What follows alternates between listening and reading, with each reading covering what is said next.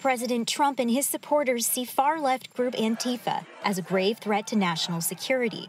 Antifa members say they're being scapegoated. We're not actually a terrorist group or whatever. Newsy spoke to Lacey McCauley, a longtime and unusually open anti-fascist activist, after the president declared his desire to designate Antifa a terrorist organization, a label that by law cannot be applied to a domestic group.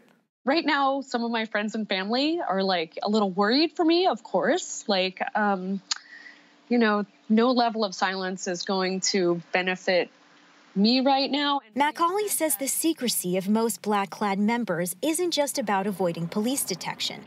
They could lose their jobs for their activism, especially now as the Trump administration and far-right media outlets seek to portray Antifa as an organized and violent group. They were getting this tradecraft from someone else, someone with much more experience, someone who did this for a living. Antifa, which traces back to Europe in the days after Hitler and Mussolini, has no membership card or central organization.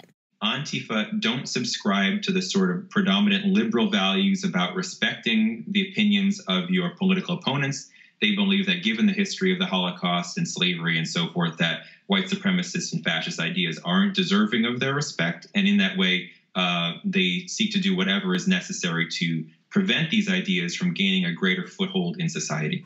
That philosophy has led some to damage property and get into physical confrontations. Antifa has also earned the full attention of the FBI. We, the FBI, have quite a number of ongoing investigations of violent anarchist extremists, including those motivated by an Antifa or Antifa-like ideology, and we categorize and treat those as domestic terrorism investigations. Of 51 arrests made for federal crimes arising out of the protests, the FBI and Justice Department declined to tell Newsy just how many were linked to Antifa. Journalists have found no links. Observers fear legislation to allow the president to designate domestic groups as terrorist organizations would silence constitutionally protected dissent.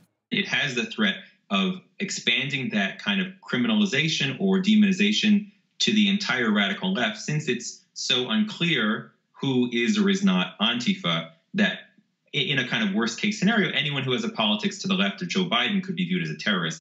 Antifa members haven't killed anyone, and linking them to terrorism, as the president and social media posts have, is already impacting the country. In Washington state, a sheriff's office says one multiracial family was asked if they were Antifa members and followed with vehicles and what appeared to be semi-automatic rifles. In Colorado... Good evening. Thanks for joining us. Police say a guy in Loveland held two people at gunpoint that he thought were members of Antifa.